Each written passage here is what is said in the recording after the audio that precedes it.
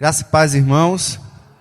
Depois de 15 dias aí ausente, Estavam num período de férias e estamos de volta à igreja com alegria, com as baterias recarregadas para continuar servindo a Deus e sendo abençoado também pela igreja.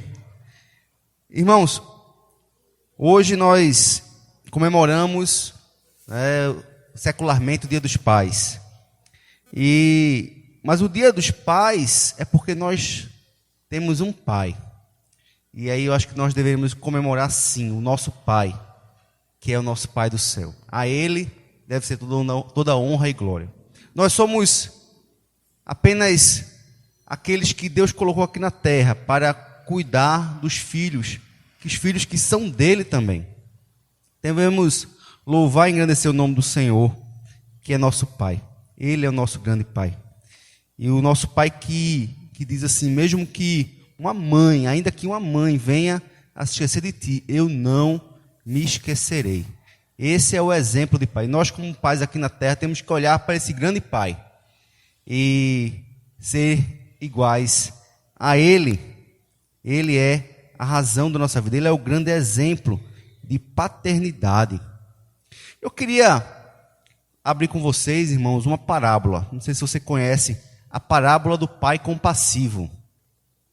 Alguém conhece a parábola do pai compassivo? Talvez você conheça ela como a parábola do filho pródigo. Não é verdade?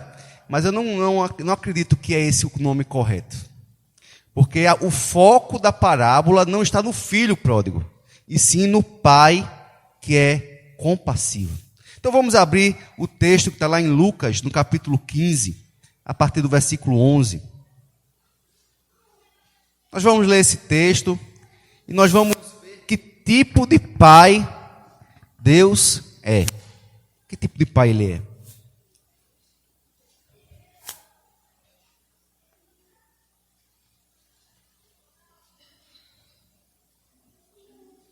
Lucas 15, a partir do versículo 11.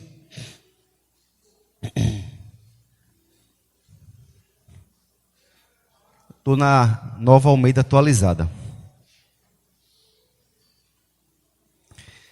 Jesus continuou. Certo homem tinha 2 filhos.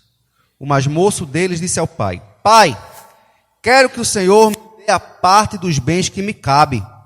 E o pai repartiu os bens entre eles.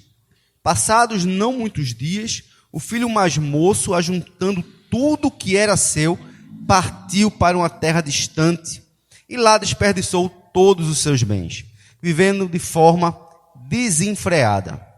Depois de ter consumido tudo, sobreveio àquele país uma grande fome, e ele começou a passar necessidade. Então foi pedir trabalho a um dos cidadãos daquela terra, e este o mandou para os seus campos, a fim de cuidar dos porcos. Ali ele desejava alimentar-se das alfarrobas que os porcos comiam, mas ninguém lhe dava nada. Então, caindo em si, disse: Quantos trabalhadores de meu pai têm pão com fartura, e eu aqui estou morrendo de fome. Vou me arrumar, voltar para o meu pai e lhe dizer: Pai, pequei contra Deus e diante do Senhor, e já não sou digno de ser chamado de seu filho. Trate-me como um dos seus trabalhadores. E arrumando-se, foi para o seu pai. Vinha ele ainda longe, quando seu pai o avistou, e compadecido dele, correndo, o abraçou e o beijou. E o filho lhe disse: Pai, pequei contra Deus e diante do Senhor, já não sou digno de ser chamado seu filho. O pai, porém, disse aos seus servos: Tragam depressa a melhor roupa e vistam nele, ponham um anel no dedo dele e sandálias nos pés. Tragam e matem um bezerro gordo. Vamos comer e festejar, porque este meu filho estava morto e reviveu, estava perdido e foi achado, e começaram a festejar. Ora, o filho mais velho estava no campo. Quando voltava, ao aproximar-se da casa, ouviu a música e as danças. Chamou um dos empregados e perguntou o que era aquilo. E ele informou: o seu irmão voltou e, por tê-lo recuperado com saúde, o seu pai mandou matar o bezerro gordo. O filho mais velho se indignou e não queria entrar. Saindo, porém, o pai procurava convencê-lo a entrar. Mas ele respondeu ao seu pai: faz tantos anos que sirvo o Senhor e nunca transgredi um mandamento seu, mas o Senhor nunca me deu um cabrito sequer para fazer uma festa com os meus amigos. Mas quando esse seu filho, que sumiu com os bens do Senhor, gastando tudo com prostitutas, o Senhor mandou matar o bezerro gordo para ele. Então o pai respondeu: meu filho, você está sempre comigo, tudo que eu tenho é seu. Mas era preciso festejar e alegrar-se, porque este seu irmão estava morto e reviveu, estava perdido e foi achado. Vamos orar? Senhor Deus, muito obrigado, Pai Santo, pela tua palavra, que nos instrui, que nos mostra, que nos revela quem o Senhor é e que tipo de Pai o Senhor é. Deus, que a tua palavra possa encontrar uma morada no nosso coração. Que possamos, Senhor Deus, sair daqui cada vez mais conhecedores, não só no intelecto, Senhor Deus, mas no coração, na alma de quem o Senhor é, e que isso possa transformar o nosso viver, o nosso andar. Em nome de Jesus. Amém. Irmãos, esse texto, ele está em um contexto. Se você voltar um pouquinho, você vai ver que são 3 parábolas. Primeiro é a parábola da ovelha perdida. Segundo é a parábola da dracma perdida. E terceiro, a parábola do filho perdido, né? Ou do filho perdido. Mas por que Jesus contou a parábola? Toda vez que você for ler uma parábola, procure ver, se você quer entender realmente o sentido da palavra e da parábola, você precisa abrir o texto no início para ver para quem Jesus escreveu. Veja, por favor, o versículo 1 e 2 desse capítulo 15.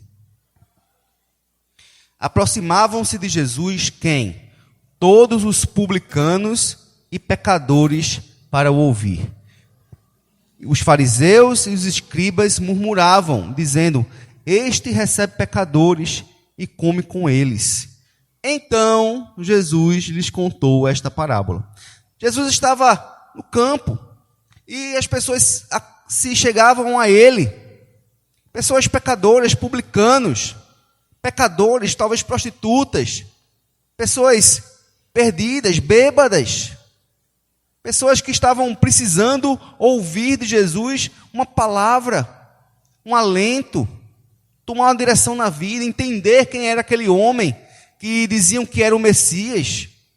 Mas quando essas pessoas chegavam a Jesus, os fariseus, eles viam e murmuravam: como pode ele ser o Messias? Veja com quem ele anda. Ele se diz o Messias, mas anda com pecadores. Ele se diz o Messias e anda com os publicanos, que são traidores da pátria. Os publicanos eram pessoas que cobravam impostos dos seus próprios irmãos, eram funcionários de Roma, e traíam então os próprios irmãos, cobravam imposto dos próprios pais e mães. Eram miseráveis pecadores, pessoas que viviam na bebidice, na prostituição, ladrões. Esse cara não pode ser o Messias. Veja com quem ele anda. E aí Jesus então conta as 3 histórias. Primeiro, como eu falei, a da ovelha, aquela ovelha que some do rebanho. Aquela ovelha que vai para caminhos diferentes do que o pastor está conduzindo. Mas o pastor, ao perceber a falta dessa ovelha, não desiste, sobe morro e desce morro, até encontrar o choro da ovelha. Quebrada, ferida, ele vai lá, coloca nos lombos e volta. Segunda história, a história da dracma. Uma mulher que tinha 10 dracmas, e ela perde uma, e ela incansavelmente vai atrás dessa dracma, até encontrá-la. E a terceira, então, diferentemente da ovelha e da dracma que se perdem, talvez de forma involuntária, talvez sem pretensão de se perder, mas aconteceu. Esse não, esse jovem, ele decide viver a vida desenfreadamente, como no texto que a gente leu. Uma vida que não tem freios. Uma vida que a pessoa obedece a todos os desejos do seu coração e cheio da grana, porque recebeu a sua herança de forma antecipada. Antecipada, muito dinheiro. Conta uma herança de um homem rico. Vamos contar aí de repente aí 100 mil reais. Imagine, toma aqui sua herança, 100 mil reais para você fazer sua vida, e ele pega os 100 mil reais e torra de forma desenfreada. E esse rapaz então volta com a cara mais lavada, diria o filho mais velho. Como ele disse, como é que você permite, o filho mais velho disse, que esse rapaz, nem irmão ele chama mais, depois que gasta todo o teu dinheiro com prostitutas, ele volta e você ainda dá uma festa para ele. Muitas vezes nós somos assim. Nós somos esse irmão mais velho que não aceita, que olha para o outro e diz, esse não merece. Você é besta, pai. Como é que você faz isso? E toma de inveja o coração porque nunca teve uma festa. Esse irmão mais velho muitas vezes somos nós. Hoje de manhã, na escola dominical, nós vimos uma seita chamada Donatistas, que era justamente assim, pessoas que no passado se desviaram ou negaram a Cristo no meio da perseguição, eles se levantavam contra essas pessoas que estavam querendo voltar para a igreja, e disseram, não, vocês não são dignos porque vocês negaram a Cristo. E foi uma guerra durante séculos, os donatistas contra o cristianismo mais tradicional. Pessoas farisaicas, duras, que, porque estão na igreja, se acham mais santos do que os outros. Mas aquele jovem que, ao perder tudo, ele cai em si e volta. Ele volta de verdade. Porque se ele não tivesse voltado de verdade, não veríamos a reação do pai como a reação do pai foi. Então vamos não focar no jovem, não focar no irmão mais velho, vamos focar no pai compassivo. Que características do nosso pai tem? Nosso pai do céu. Primeira característica, irmãos,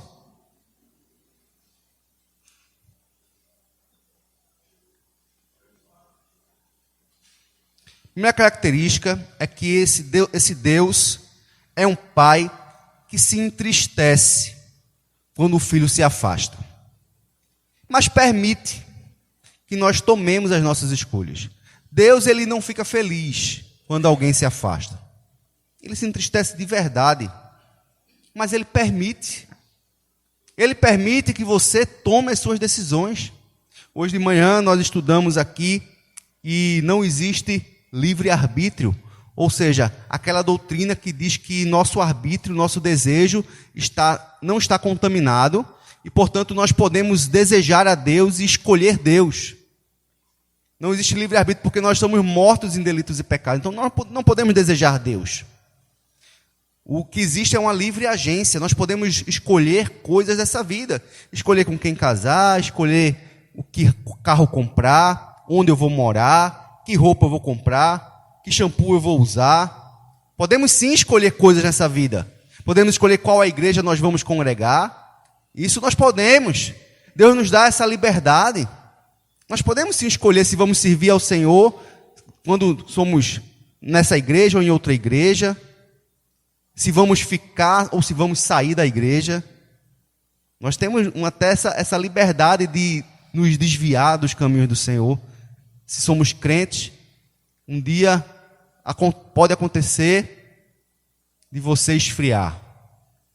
Você vai tomar uma decisão de sair dos caminhos do Senhor. Deus até permite isso, irmãos. Porque é isso que o texto fala. que o pai permitiu. Veja o versículo 12. O mais moço deles disse ao pai: Pai, quero. Veja a vontade do filho. Qual é a vontade do filho? Eu quero que o Senhor me dê a parte dos bens que me cabe. E o pai fez o quê? Deu. O pai deu.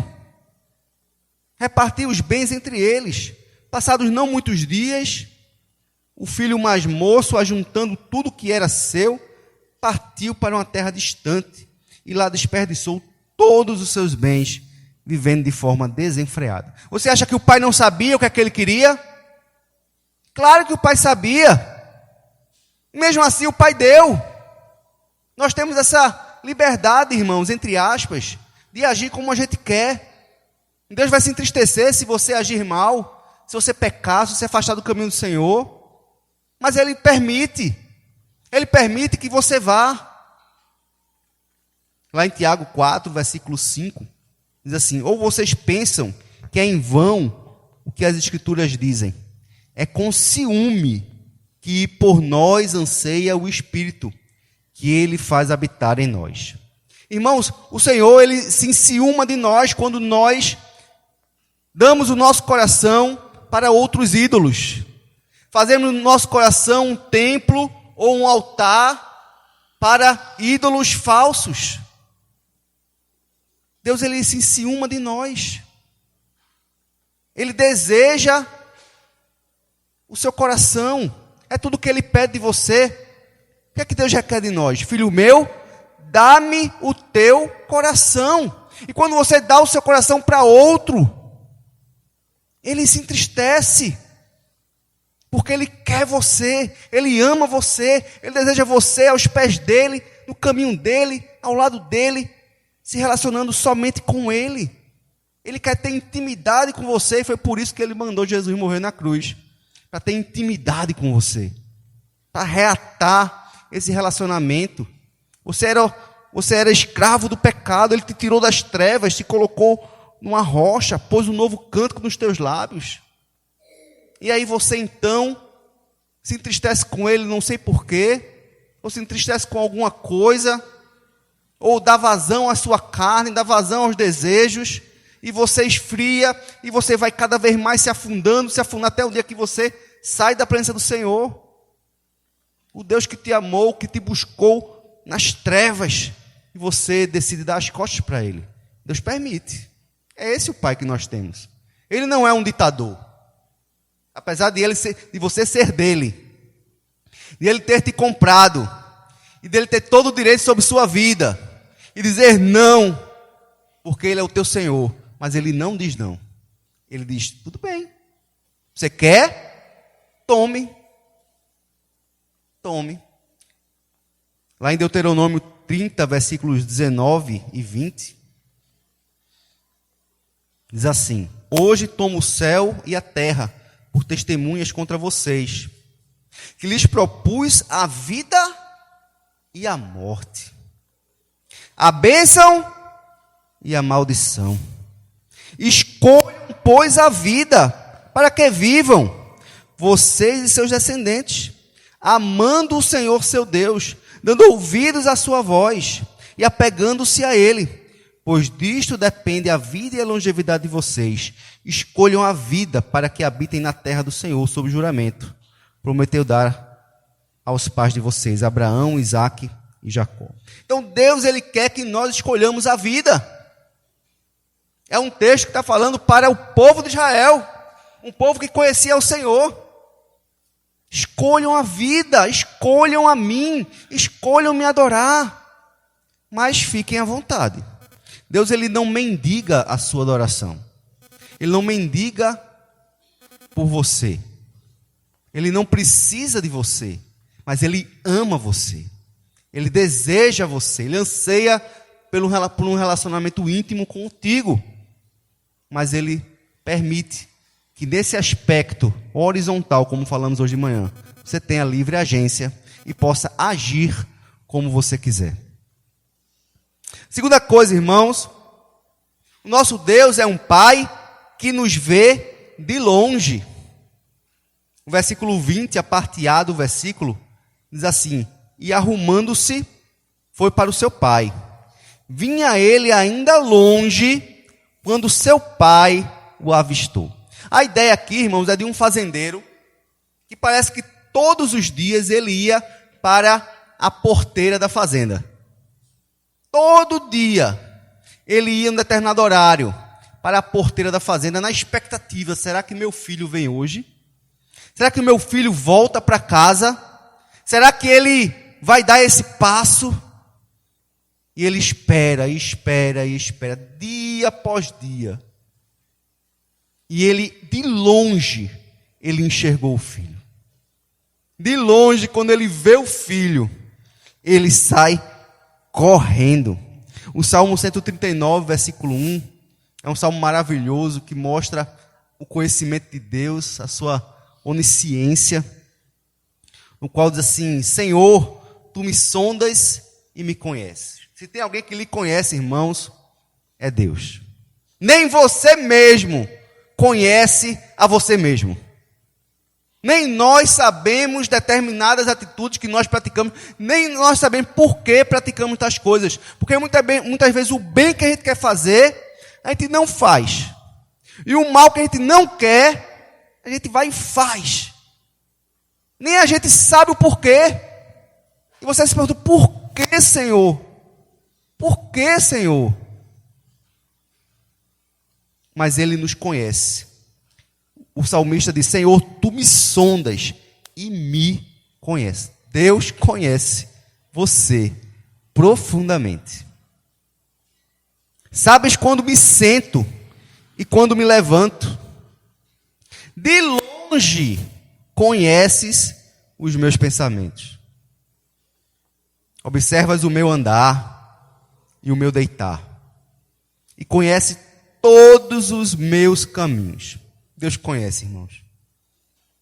A palavra ainda nem chegou à minha língua. E tu, Senhor, já a conheces toda. Tu me cercas de todos os lados e pões a tua mão sobre mim. Irmãos, aquele jovem que perdeu tudo, ele não perdeu a vida, porque o Senhor estava com a mão sobre ele.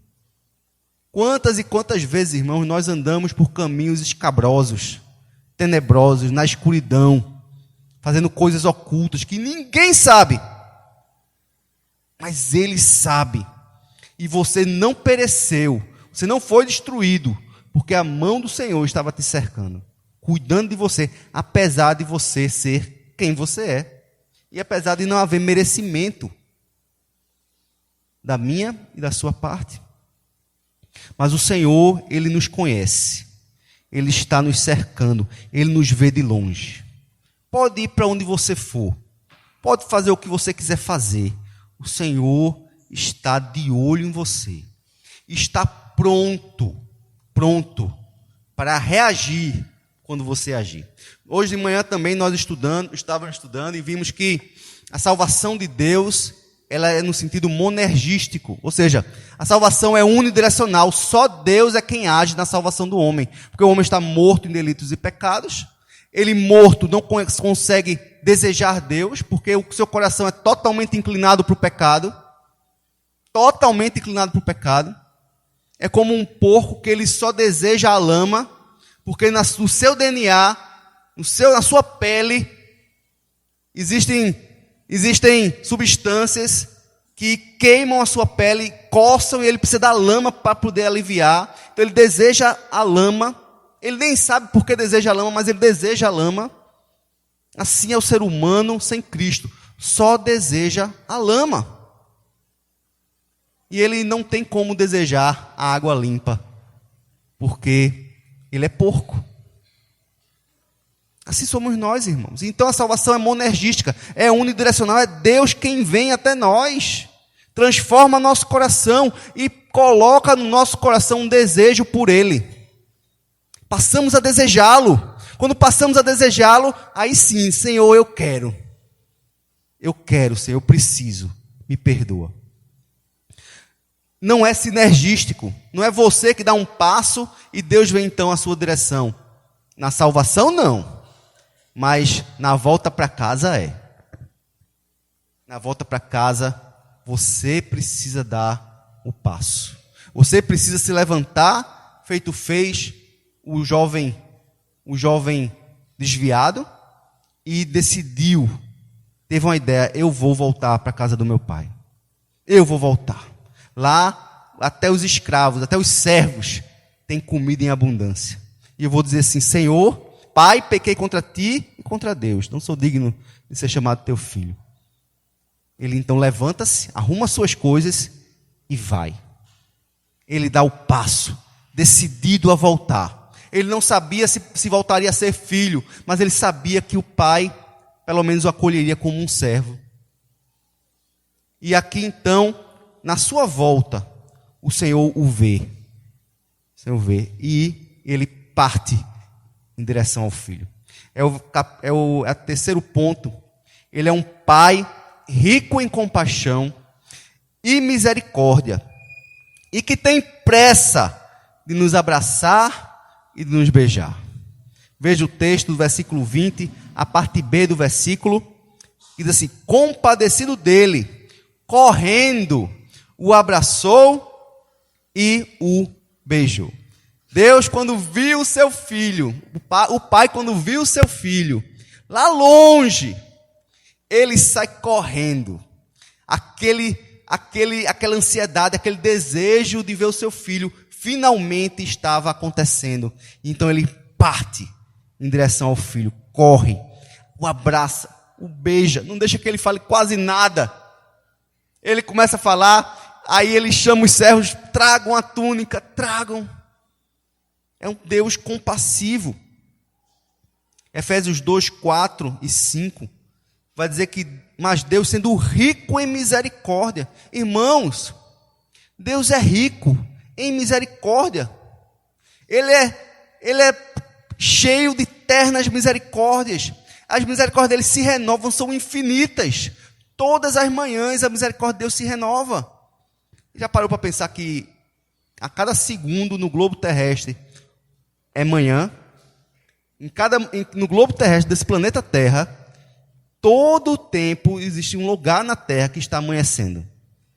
Se a cada segundo tem um lugar na Terra que está amanhecendo, é porque em todo o tempo a misericórdia de Deus está sendo derramada sobre a terra. Ele é rico em misericórdia, por causa do grande amor com que nos amou. Estando nós mortos em nossas transgressões, nos deu vida juntamente com Cristo. Pela graça, vocês são salvos. Irmãos, Ele é misericordioso de nós, irmãos, porque Ele nos amou com um grande amor. Com Cristo, seu Filho, morrendo na cruz por nós. E então, se Ele manda Cristo para morrer por você, Ele não vai ter misericórdia de você? Ele mandou o próprio Filho morrer por você, e Ele não vai renovar sobre você a sua misericórdia. Ele renova todos os dias, irmãos. E quando você dá um passo em direção a Ele, Ele corre em direção a você, Ele te abraça, Ele te enche de beijos. Que amor é esse? Que pai é esse maravilhoso? É o pai que a gente tem lá no céu. O maior exemplo, irmãos, de misericórdia na Bíblia, para mim, é o exemplo do rei Manassés. Você conhece a história do rei Manassés? Ele é filho do rei Ezequias, aquele que Deus deu mais 15 anos, porque ele ia morrer, ia perecer. Ele chora, e aí o Isaías volta e diz: por causa você vai ter mais 15 anos, porém, põe em ordem a tua casa. E aí, então, ele não põe em ordem a sua casa continua sem adorar a Deus. Um filho nasce depois de 7 anos, que é Manassés. Manassés, então, torna-se, a Bíblia diz que ele foi o pior rei que Israel já teve. Pior que Acabe. Um rei que tudo que tinha que se fazer, ele fazia o contrário. Ele sacrificava seus filhos a Moloque. Ele encheu o templo de ídolos. Ele fazia agouro, adivinhava pelas nuvens. Tudo que não era para fazer, ele faz de forma proposital. Parece que ele pega a lei do Senhor e vê lá o que é que tinha que fazer, ele fazia o contrário. Checklist, fazia um checklist assim. Tudo que ele pudesse fazer para afrontar Deus, ele fez. E por causa disso, Deus mandou o rei da Assíria. A Assíria, irmãos, é o mesmo rei É o mesmo país que estamos estudando com Elton, né? No livro de Jonas. A Síria, aquele povo que Jonas foi evangelizar. A Síria era terrível, irmãos. Povo terrível. Eles iam nos lugares, eles decepavam as pessoas. Quem ele trazia como escravo, eles passavam um gancho aqui pela boca e traziam fisgados pela boca. Imagine você andando e o outro cara num cavalo trotando e você tem que correr com uma argola fisgada aqui na sua boca, cerca de 500, 600, 700 quilômetros. Era assim que eles sequestravam alguém. E Manassés foi sequestrado, foi levado. Lá em 2 Crônicas 33, versículo 12, nós vamos ler o que foi que Manassés fez na prisão. Ele, angustiado, suplicou ao Senhor, seu Deus, e muito se humilhou diante do Deus de seus pais. Orou ao Senhor, e o Senhor se tornou favorável para com ele. Atendeu-lhe a súplica, e o fez voltar para Jerusalém, ao seu reino. Então Manassés reconheceu que o Senhor é Deus. Irmãos, a misericórdia de Deus sobre a vida de Manassés foi tremenda. Manassés conseguiu voltar e fez um bocado de coisa ainda. Mas seus pecados foram tão terríveis em Israel, que foi a razão pela qual Judá nunca mais se organizou, teve que ir para a Babilônia como cativos durante 70 anos. Começou por causa do pecado de Manassés. Mas Manassés se arrependeu. E hoje, Manassés está no céu. A misericórdia do Senhor, irmãos, é maravilhosa. Ele corre na tua direção. Ele corre, te abraça e te beija. Esse é o Pai que nós temos no céu.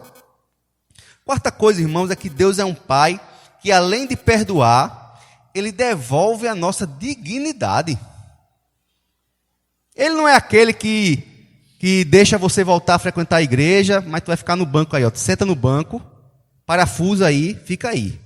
Nunca mais tu fala nada, nunca mais tu diz nada, nunca mais tu participa de nada.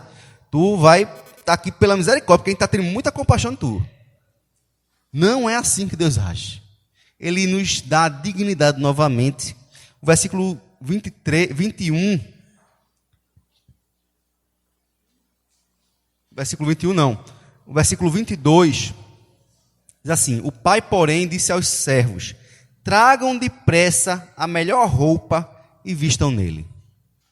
Não é qualquer roupa, irmãos, é a melhor. É a roupa da festa. É roupa de honra. É roupa de filho. Ponham um anel. O anel diz assim: você é meu filho. Olha aqui o anel de filho que você tem. Sandália nos pés, você tem dignidade. Você não vai ser como um servo. Você é meu filho. Eu vou te colocar na posição de filho, de honra. Irmãos, o Senhor faz assim conosco. Ele é um pai que não diminuiu o seu amor porque nós pecamos. Não, Deus não é como nós. Nosso amor, irmãos, não é ágape. Nosso amor é o amor filos. É aquele amor de irmão. Você ama porque a pessoa é uma pessoa boa, mas no momento que a pessoa começar a errar e falhar e decepcionar você muito, o seu amor vai mudar para com ele ou com ela. Mas o amor de Deus não muda. Você nunca vai deixar de ser filho amado de Deus. Quando você decide voltar, Ele restaura a tua vida, restaura a tua posição, restaura tudo na tua vida. Vários exemplos de pessoas que o Senhor restaurou completamente. Os exemplos de Jonas, que foi para a barriga do peixe, e o Senhor restaurou ele como profeta. O exemplo de Davi, que matou e adulterou, mas tornou-se depois disso o homem segundo o coração de Deus. O sumo sacerdote Josué, que a gente até viu há pouco tempo lá no livro de Zacarias, que era como um tição tirado do fogo, lembra? E ele lava Josué, coloca novamente o turbante de sacerdote, restaura o seu ministério. Como Pedro, que negou Cristo 3 vezes, mas Jesus chega para Pedro e diz: Pedro, tu me amas? Apacenta as minhas ovelhas. Tornou-se então o maior líder do início do cristianismo, lá em Atos dos Apóstolos, o apóstolo Pedro. Então é um pai que não só perdoa, irmãos, mas quer devolver a tua dignidade. Ele quer te usar, ele quer continuar te usando. Ele não vai te descartar. Você vai voltar a ser quem você sempre foi, filho de Deus, útil, servo útil, nas mãos do Senhor. E a quinta coisa, irmãos, é que ele é um pai que festeja, que solta fogos, que se alegra quando nós nos arrependemos verdadeiramente. O versículo 23 diz assim: tragam e matem um bezerro magro, matem 2 galinhas. Não, irmãos, foi o melhor bezerro, o bezerro gordo. Tanto é que o irmão mais velho fica com ciúme. Nunca me desse nem um cabrito. Aí tu pega e mata o bezerro gordo, que eu estava trabalhando tanto para engordar o bicho.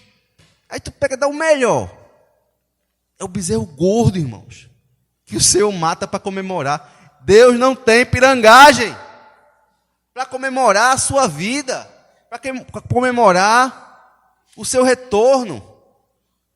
Eles vamos comer e festejar, porque este meu filho estava morto e reviveu. Estava perdido e foi achado. E começaram a festejar. Eu não sei se você já sonhou, eu já tive essa experiência de sonhar que alguém da minha família morria. E aí no sonho você entra em desespero, porque você está ali crente que você perdeu aquela pessoa. E é quando você acorda, ufa, foi só um sonho. Não dá um alívio? Nada que você sonhou valeu. Foi tudo sonho. Nada aconteceu. Está tudo bem. Graças a Deus. Que alívio. Você não perdeu o seu filho, você não perdeu a sua mãe, você não perdeu o seu marido, a sua esposa. Está tudo bem. Que sensação maravilhosa de alívio. Foi essa sensação que o pai teve quando viu o filho que estava morto e reviveu. Quando um crente volta para os caminhos do Senhor, como se ele tivesse saído da morte para a vida novamente. E Deus se alegra, Deus festeja, Deus, solta fogos. E aí você vai ver nas 3 parábolas isso. Lá no versículo 6 de Lucas 15, vai dizer assim: indo para casa, reúne os amigos e vizinhos, dizendo-lhes: alegrem-se comigo, porque já achei a minha ovelha perdida. Digo a vocês que assim haverá mais alegria no céu por um pecador que se arrepende do que por 99 justos que não necessitam de arrependimento. E aí o versículo 9, quando encontra a dracma, reúne as amigas e vizinhas, dizendo: alegrem-se comigo, porque achei a dracma que eu tinha perdido. Deus se alegra, Deus festeja, Deus se regozija quando nós nos voltamos para o Senhor. Quer alegrar a Deus? Volte-se para o Senhor. Entregue sua vida ao Senhor. Consagre. Você nasceu para adorá-lo, para honrá-lo, para servi-lo, para ser um ministro, uma ministra de Deus aqui na terra, um representante do Senhor. Você nasceu para levar o nome de Cristo às nações, para ser uma bênção. E Deus se alegra com você. Deus se alegra com o pecador que se arrepende. E o 6º, irmãos, para terminar, ele é o tipo de pai que tudo que é dele é nosso. Veja que pai maravilhoso. Tudo que é dele é teu. Tudo que é dele é nosso. Portanto, podemos desfrutar da sua presença e das suas bênçãos sempre. É full time. Nós cantamos que o véu se abriu, temos acesso direto ao Pai, temos acesso direto ao Senhor, Deus Todo-Poderoso, Criador do céu e da terra. Tudo que é dele é nosso, ele é todo-poderoso.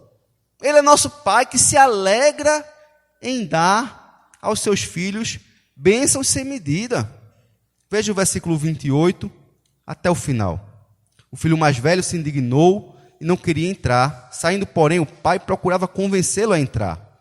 O pai que vem ao outro e tenta conciliar, um Deus de paz, que busca reatar os laços. É um Deus que tenta fazer com que os irmãos vivam em união. Esse é o desejo do Pai, que nós vivamos em união. Mas o filho responde, né? Faz tantos anos que sirvo o Senhor e nunca transgredi um mandamento seu. Mas o Senhor nunca me deu um cabrito sequer para fazer uma festa com os meus amigos. Mas quando veio esse filho, esse seu filho, não é nem irmão dele mais, que sumiu com os bens do Senhor, gastando tudo com prostitutas, o Senhor mandou matar o bezerro gordo para ele. Então o pai respondeu: meu filho, você está sempre comigo. Tudo que eu tenho é seu. Ô caba besta. Muitas vezes somos nós, irmãos. Temos tudo, estamos na presença de Deus. Deus é o dono de tudo. Temos acesso a Ele. Tudo que é dele é nosso. Ele não é um Deus pirangueiro. É um Deus que gosta de abençoar e de multiplicar. E temos acesso ao Pai. Temos acesso ao seu tesouro maravilhoso. Basta pedir. Pedir e dar-se-vos-á. Batei e abrir-se-vos-á. Porque quem pede recebe, quem bate, a porta será aberta. Conclusão, irmãos, eu quero contar a história de uma filha pródiga que aconteceu lá nos Estados Unidos. Quem conta essa história é o reverendo Hernando Dias Lopes, do pastor Jim Cymbala. Esse pastor lá dos Estados Unidos, de Nova York, ele, certo dia, a filha dele faz como o filho desviado. Chega para eles: pai, eu não quero mais saber do seu Deus, não quero saber mais essa história de igreja, eu quero curtir a vida. Bota uma mochila nas costas e vai-se embora. Esse pastor se desespera, clama para que ela não vá, chora para que ela não vá, mas não tem jeito, ela vai. E quando querem, é assim, não tem quem segure. Ele então decide deixar o ministério, diz que não tem condições de continuar. Um amigo diz assim: rapaz, toca a tua vida, toca teu ministério, esquece essa menina. Mas qual é o pai que esquece uma filha? Não existe.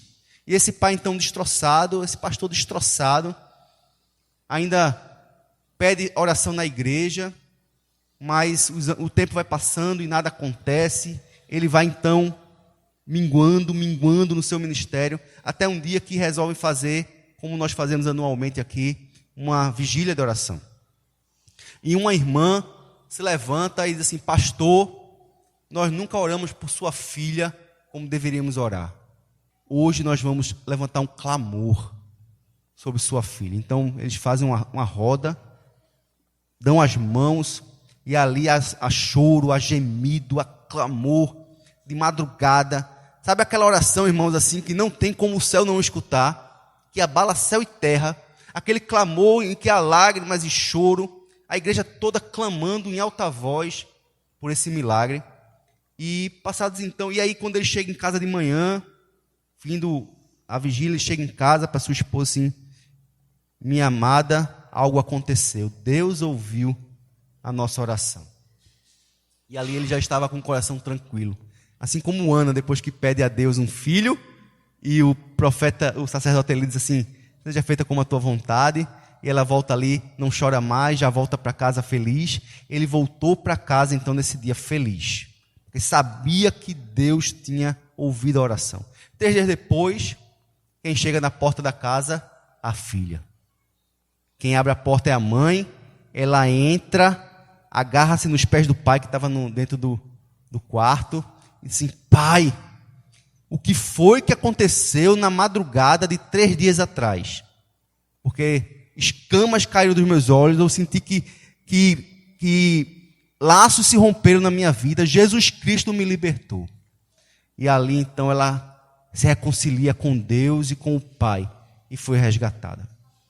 Deus, esse é o Pai que está preocupado conosco, muito mais do que a gente. Ele é o Pai que se preocupa com os nossos, muito mais até do que a gente. Mas nós não podemos desistir dos nossos filhos. Pai, não desista do seu filho. Mãe, não desista do seu filho. Clame dia e noite.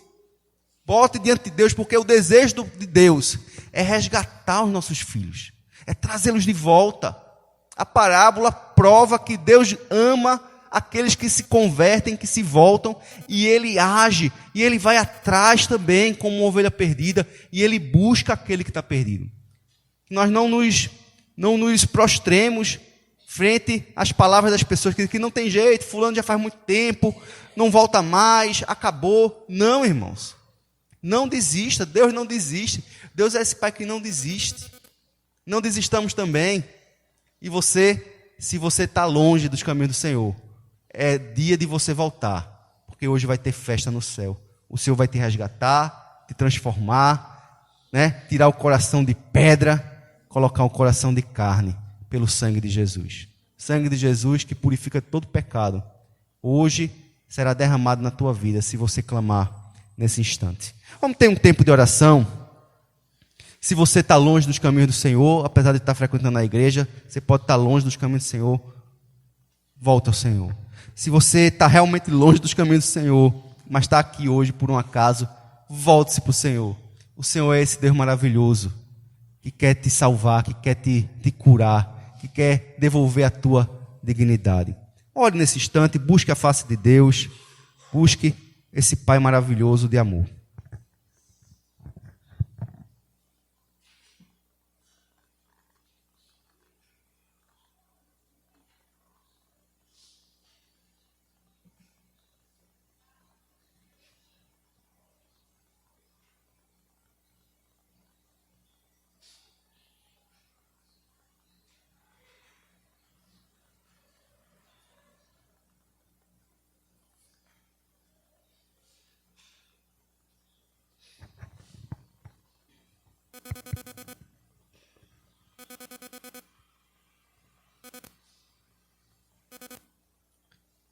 Senhor nosso Deus, que Pai maravilhoso Tu és, Senhor. Nesse dia dos pais nós queremos comemorar a Ti, Senhor.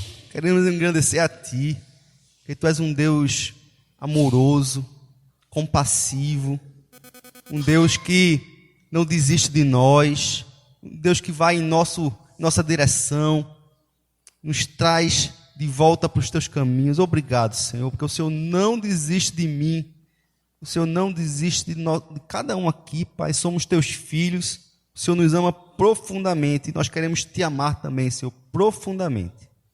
Queremos viver de modo digno e reto nos Teus caminhos, desfrutando da Tua presença, desfrutando das Tuas bênçãos, sendo servos úteis na Tua igreja, nesse mundo, Pai. Queremos, Senhor Deus, fazer parte dessa seara, andando de forma limpa diante de Ti. Queremos, Senhor Deus, ser úteis. Queremos, Senhor Deus, trazer outros que estão longe dos Teus caminhos. Senhor, nessa noite eu quero Te pedir, Pai, que o Senhor vá ao encontro daqueles, como aquela moça, estão longe dos Teus caminhos, Senhor. Quebre corações, destrave, Senhor Deus, as setas do inimigo. Pai, que o Senhor possa fazer a obra que a gente não pode fazer. Que o Senhor hoje possa tocar em muitos corações de filhos e filhas que agora já passaram por aqui, mas que agora estão longe dos Teus caminhos. Tenha misericórdia, Senhor, desses aí, que o Senhor é um Deus maravilhoso, o Senhor que continua operando. Opere em nossas vidas, faça a Tua obra, Senhor, em nome de Jesus. Amém. Amém. Louvado seja Deus.